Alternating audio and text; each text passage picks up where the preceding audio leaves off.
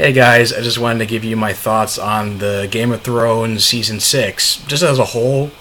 since I haven't recorded videos in several weeks just because, life happens, and also because I had to binge watch the last 6 episodes of the season.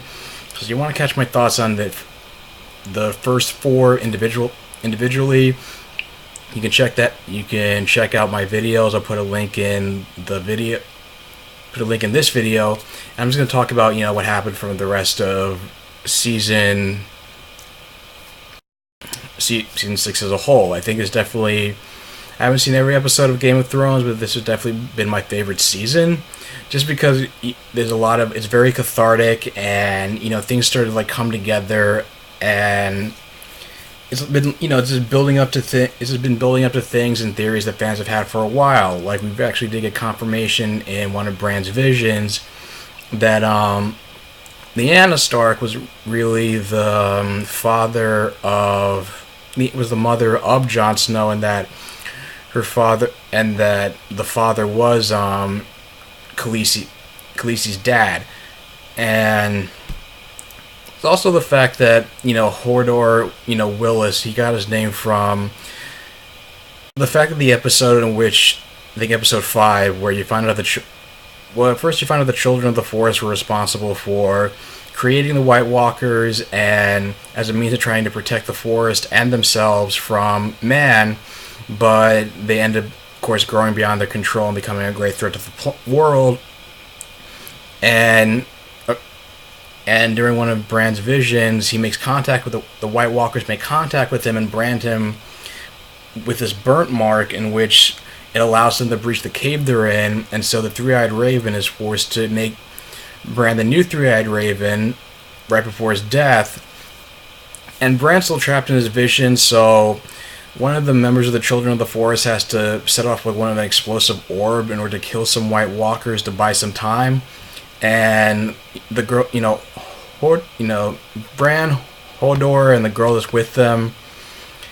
can't remember her name right now, but is basically just dragging him on a sled out of the cave, and she asked him to hold the door because Bran's still trapped in the trance, he can't get out of it, but he knows what's going on, so he basically has to warg, I guess, Willis's mind into, Hodor's present body, or Willis's mind into his present day older self's body. And so the shock of doing that to his younger self and experiencing what's going on causes it, while the White Walkers are killing him, the trauma causes him to keep saying hold the door, Hodor, which is basically the phrase hold the door, hold the door, hold the door, over and over again until now it just becomes this saying Hodor, just because the trauma just kind of drove him insane. And this I didn't see coming. It was definitely a really great twist. And there's also the fact that other stuff happened in which I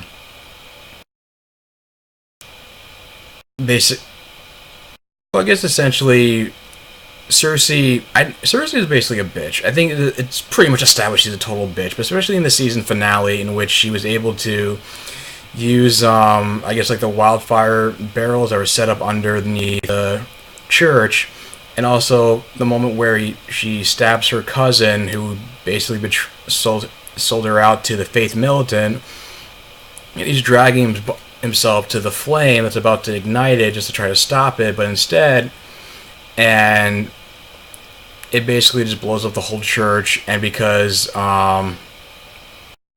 so it kills the High Sparrow, Marjorie, her brother, everybody, the entire Faith Militant in one foul swoop in this massive explosion. It takes out probably the whole block. And Marjorie at that point has just been pissed that first she'd think her and Timon had been converted and been following the Faith Militant's ways, and now essentially they was kind of like a puppet king. Timon was pretty much a puppet king, even though Marjorie was just essentially just playing along, and even like gave a note to her grandmother saying that she was just buying time in order to help her brother, playing the role. But of course, that's the redeeming thing about Marjorie, was that she was accepting of her brother's homosexuality in a time that would have been very intolerant, even with everything, even with whatever prejudices going on now. Obviously, it would have been far worse back then. So there's some sympathy for the fact that, at least personally, for her getting killed, but also at the same time some sense of satisfaction that, Cersei has been able to be very strategic and, get back at the Faith Militant, and not only take back power at King's Landing, but essentially become the queen of King's Landing. She is now on the Iron Throne because Timon was so overcome with grief, knowing that, his wife was dead and everything has come to pass, that he basically just, jumped out a window to his death. And also the fact there's this scene where she's like pouring wine onto one of the members' face, saying and going on about how she likes to do things because they feel good, which is hurting others, having sex with Jaime, etc. And then she brings in Sir Gregor the Mountain, saying that, and the woman says like she's ready to meet her maker, and Cersei says, "Oh, you're not going to die just yet," and basically just and ironically keeps saying shame, shame, as you hear her like screaming as Sir Gregor tortures her and possibly even rapes her to death. And there's also like there was a storyline with Arya Stark with she was training in another kingdom with the girl has no name storyline, which I didn't really care much for at first. Although an interesting thing is that she basically got to see a play which essentially reenacted the events from the first 4 seasons, with Ned Stark getting decapitated and King Joffrey's getting killed, and although this one kind of like vilified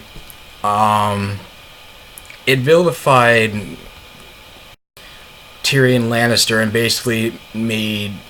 Ned Stark look like this kind of incompetent, bumbling king, which you can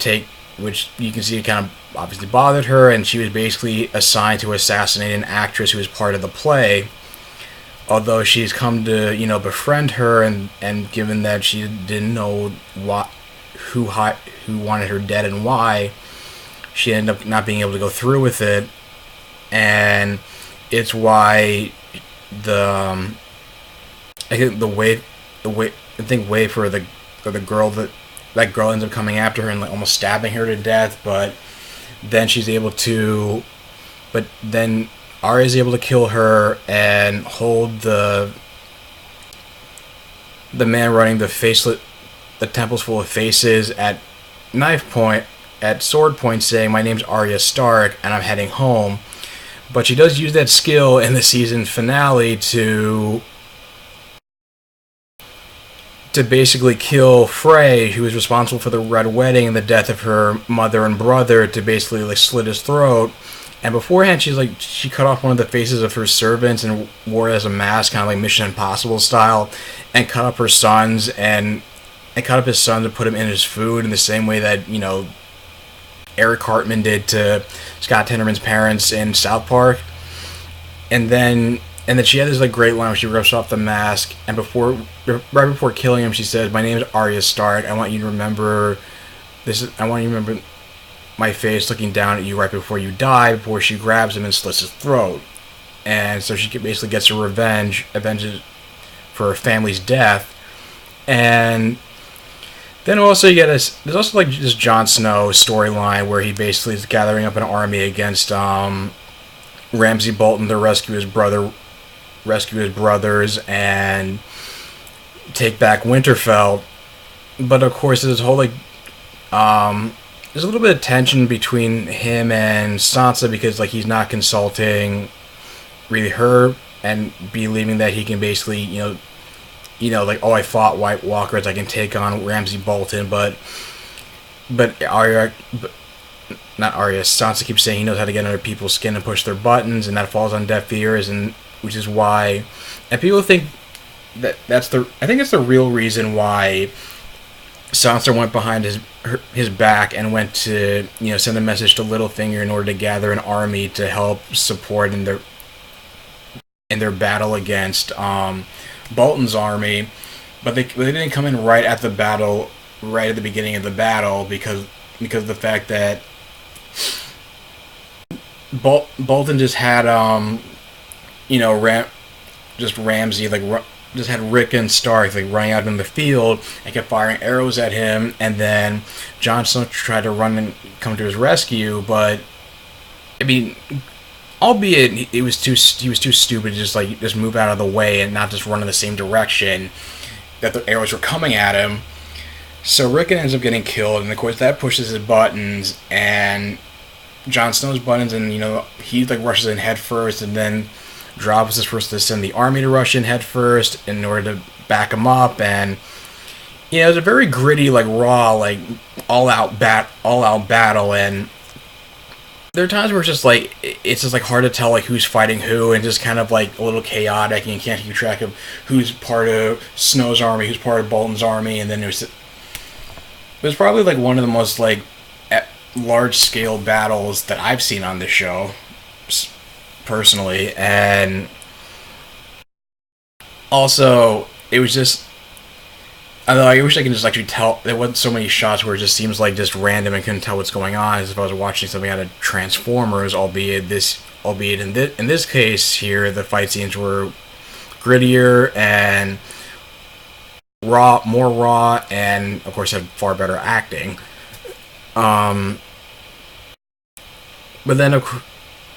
of course, there's this big moment where they're kind of they're trying to do a dog. I guess a dog pile or something, and the Bolton's army has them cornered, and they're trying to use their spears and stabbing people and kind of cornering them until Littlefinger comes in with his army, and Sansa is basically able to overrun Ramsay's army to the point where he doesn't have any soldiers left, and he's forced back to Winterfell, and Jon Snow and Ramsay have this one-on-one battle where he basically just takes the shield and just blocking every arrow just coming at him, and is able to just tackle Ramsay to the ground and starts punching the shit out of him until he sees the sight of Sansa. And then of course Sansa goes to his cell in which Ramsay's tied up, and the dogs are basically released and just eat him to death because Ramsay starved them to death, presumably to feed Jon Snow to them, but which is kind of satisfying because, like I said, it's kind of a poetic justice. He did this to his own, he killed his own family, he had his stepmom and brother eaten to death in the same manner, so it was just sort of a nice, cathartic comeuppance kind of thing. And then, of course, we have, Lyanna Mormont, who basically this, 10-year-old who's basically very blunt and, doesn't put up with bullshit, and someone who's originally reluctant to come to Jon Snow's aid, but given that their kingdom has been supported, this House Stark, for centuries, she was able to decide that she ultimately decided to not only continue to do that and come to Jon Snow's aid, but also convince the other houses that were supporting him in the Battle of the Bastards, or at least reluctant to come to his aid in the first place. It was most of the people at that dinner were the people who were reluctant to come to his aid in the first place, that he should be declared King of the North, considering what he's done. And so they basically had their army to very least, prepare for the White Walkers coming for them. And then of course, basically Tyrion's deal with the slave masters comes back to bite him in the ass, because their armada comes and launches a full-scale attack on Meereen and is destroying the city until Daenerys comes back to see what's going on, and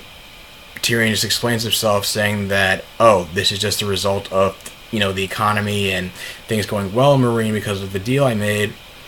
And so they kind of decided to have a compromise in which, instead of just Daenerys, Tyrion tries to convince him not to be like her father and just try to, launch a full-scale attack and just burn everybody alive with the dragons and just, and risk killing innocent civilians back in wherever the slave masters came from. So she just has one of the dragons burn up the armada and kills, has the thing is, the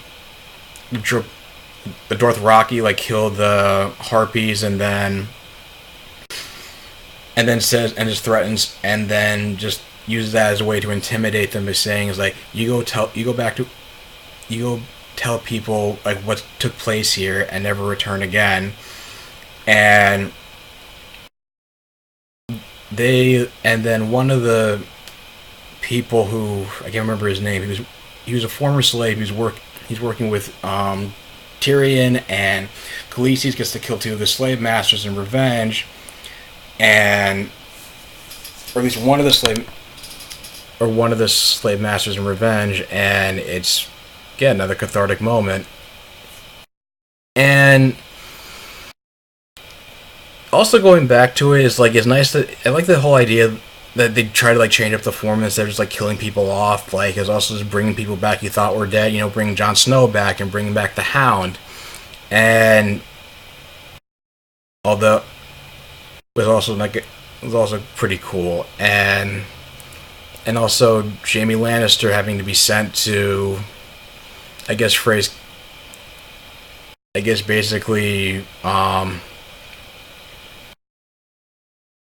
he was basically sent away. It was basically a plot point that didn't really have that much significance, in my opinion. Or maybe later on, but basically him, going off and then coming back and seeing that, seeing Cersei on the Iron Throne, and everybody says at least her children, her 3 kids, are what kept her in check. But now that they're all dead, and now she has all this power, and she's not, a queen regent, she's just the queen of King's Landing. He just looks like he's not happy about it, and knows that this could be more trouble. Could be trouble for everybody. But then, of course, Marjorie's grandmother forms an alliance with Dorne against the Lannisters, and Varys comes to propose that they form an alliance to storm King's Landing. And so now, basically, Khaleesi has this massive armada from 3 or 4 different houses now, and 3 fully grown dragons ready to sail off the King's Landing and take it once and for all, take the Iron Throne. And I definitely think she's definitely going to take the Iron Throne for sure. And I guess with the revelation that basically Jon Snow's her half brother, that maybe they'll have something in the future seasons where Jon just still gets to be a regent and still rules the North and Winterfell and whatnot, and basically Khaleesi will still get the Iron Throne. So basically, all of the 7 kingdoms belongs to the houses of the Targaryens and the Starks. It basically it's it depends on what Sansa's role, or maybe I think it's the Targaryens essentially, just because we don't know what the Starks' roles are going to be, considering that it turns out they're just cousins of Jon Snow. And they also mentioned that, and given what's come to pass in season 6, it's also the reason why the showrunners have it announced that the last 2 seasons are only going to be a total of 13 episodes, with season 7 only being 7 episodes and season 8 only being 6, which kind of makes sense. I just hope there's not too much of spinning their wheels, and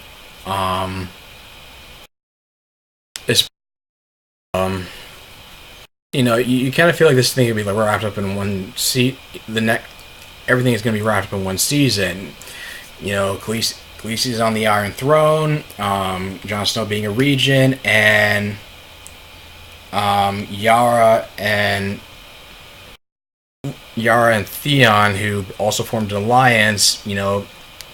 taking back their kingdom from their murderous uncle. So, like I said, it was a very good season, and I'm definitely looking forward to season 7, which can't come soon enough. So, what do you guys think of season? What do you guys think of season 6? How would you rank all 6 seasons of Game of Thrones so far? And is there any, and also, if there's anything else I forgot to mention, leave your thoughts in the comments down below. If you like this video, like, share, and subscribe, and I will talk to you guys soon. Take care.